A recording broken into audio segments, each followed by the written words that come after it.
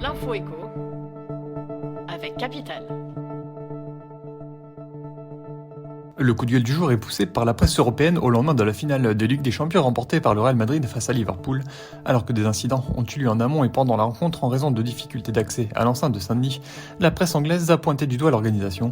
Le tabloïd The Sun est le plus virulent avec un titre en français, Stade de farce. Le Télégraphe a publié de son côté le récit accablant de Jason Burt, le chef de la rubrique football du journal, présent devant une porte et atteint par les gaz lacrymogènes.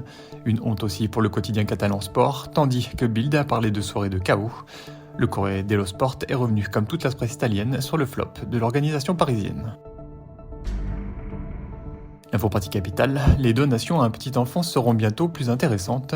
Avec un triplement à 100 000 € de l'abattement fiscal consenti sur les dons d'un grand-parent à son petit enfant, les sauts de génération devraient se multiplier. La note devrait en effet fortement baisser car le barème appliqué après le faible abattement actuel, et qui varie de 5 à 45%, atteint 20% au-delà de 15 933 €. Quelques précisions restent toutefois à apporter, notamment quant au délai de reconstitution de l'abattement fixé à 15 ans aujourd'hui. En revanche, les arrière-petits-enfants, dont Emmanuel Macron n'a pas parlé, pourraient être les oubliés de la réforme. L'abattement dont ils bénéficient devrait rester seulement à 5 310 € en cas de donation et 1 594 € en cas de succession.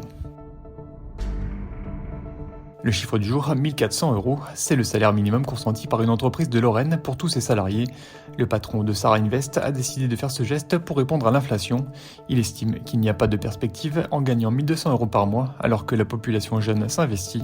Sally Durmous confirme que l'entreprise aurait pu amoindrir les coûts tout en faisant plus de turnover, mais la meilleure solution était finalement d'offrir davantage de pouvoir d'achat.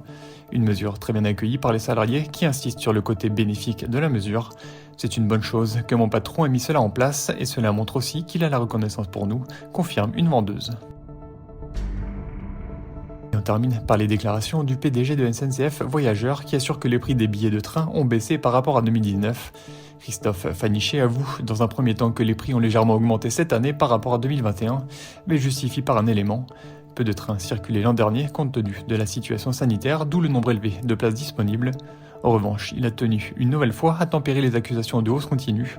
En fait, les prix sur les trajets de longue distance ont baissé de 7% par rapport à 2019, lance-t-il. Pour lui, les prix sont restés stables sur les trains du quotidien et aucune région n'a augmenté les tarifs. Quant au TGV, un train sur 4 bénéficie de prix plafonnés. C'était l'info éco avec Capital.